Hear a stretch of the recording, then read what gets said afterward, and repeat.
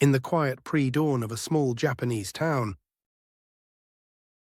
the Zen Master Hakuin sat cross-legged on the porch of his humble temple, watching the last stars flicker above the mist-draped hills. The air tasted of pine and river stone, and silence stretched through the sleepy settlement. Among all who came seeking wisdom, Hakuin found solace in these early hours. The world before words, before wanting. But that morning the hush broke. The sound of hoofbeats clattered up the stony path.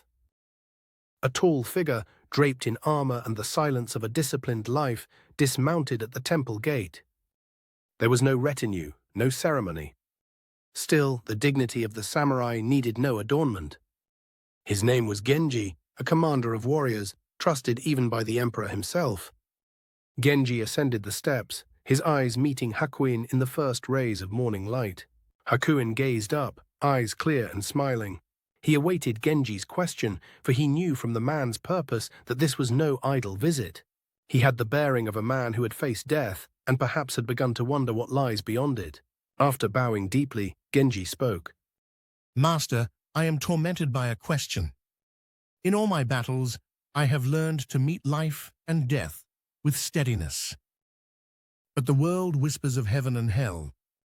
Tell me truly, are they real? And if so, where is the gate? How does a warrior like me ensure he does not descend into hell, but ascends to heaven? Show me the way. Hakuin closed his eyes for a moment, feeling the weight behind the words. Genji was no philosopher, no seeker of abstract riddles. For him, the world was direct. He lived by the sword, by simple clarity. In that, Hakuin sensed both purity and peril. He looked back at Genji and softly asked, "Who are you?" Genji drew himself to full height, his voice proud but without arrogance. I am Genji, commander of samurai. My service is trusted by the emperor. I have never faltered in obedience or honor. All Japan knows my name. For a moment, Hakuin simply regarded him, eyes twinkling. Then his lips curled in a gentle, teasing smile. Genji, a samurai? Are you certain?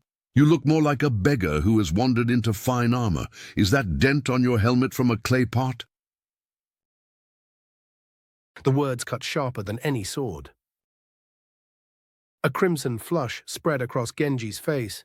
Pride, stoked all his life, erupted into anger. Before he could think, his hand flew to the hilt of his blade, half drawing it. Muscles tensed, jaw clenched, a simple word away from violence. In that taut silence, Hakuin's eyes never left him. Calm as ever, the master laughed, a clear, ringing sound, entirely unafraid. There, Genji, you see it? The gate to hell opens before you. With this sword, this fury, this wounded ego, right now, you have set foot on its threshold. Genji froze, arm raised but unmoving. The sword shimmered in the dawn. The words struck him deeper than ridicule. Slowly, recognition dawned amid his anger. He saw the truth as plain as a mountain under morning sun.